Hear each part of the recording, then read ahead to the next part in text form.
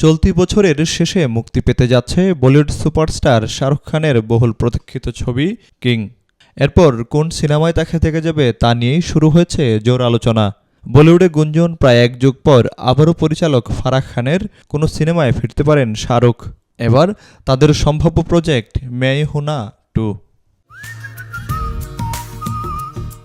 প্রায় 2 দশক পর তৈরি হচ্ছে জনপ্রিয় ছবি मैं हूं नाর সিকুয়েল। নতুন আঙ্গিকে হলেও থাকবে মূল ছবির আবহ। সূত্র বলছে ফারাহ খান শাহরুখের জন্য একটি ডাবল রোলের গল্প ভেবেছেন। দুটি সম্পূর্ণ বিপরীত চরিত্রে দেখা যেতে পারে তাকে, যা আকর্ষণ ও বিনোদন দুটোই বাড়াবে। এ কারণেই বেশি আগ্রহী শাহরুখও। ছবিটি হবে দেশাত্মবোধের আবহে। গল্পের কেন্দ্রে থাকবে ভারতের বিরুদ্ধে নতুন এক হুমকি। অ্যাকশন আর কমেডির ভারসাম্য বজায় রাখার কথা ভাবছেন পরিচালক। মূল কাস্টের কয়েকজনকে ফেরানোর চেষ্টাও চলছে। তবে মজার বিষয় হলো গল্পটির ধারণা এসেছে শাহরুখ খানের মাথা থেকেই, আর তাকে চিত্রনাট্যে রূপ দিয়েছেন আকাশ কৌশিক। তবে এখনই সিদ্ধান্ত চূড়ান্ত হয়নি। শাহরুখের ব্যস্ত শিডিউলই প্রধান কারণ। জানা গেছে 2026 সালের মে মাসে কিং সিনেমার শুটিং শেষ করবেন তিনি।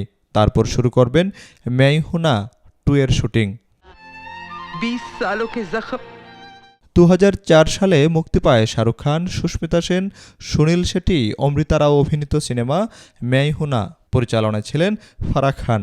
গল্পে দেখা যায় মেজর রামপ্রসাদ শর্মা এক গোপন মিশনে কলেজ ছাত্র সেজে জেনারেলের মেয়েকে রক্ষা করতে যান, আর এরপরই গোপন মিশনের গল্প জয় করে দর্শকের মন।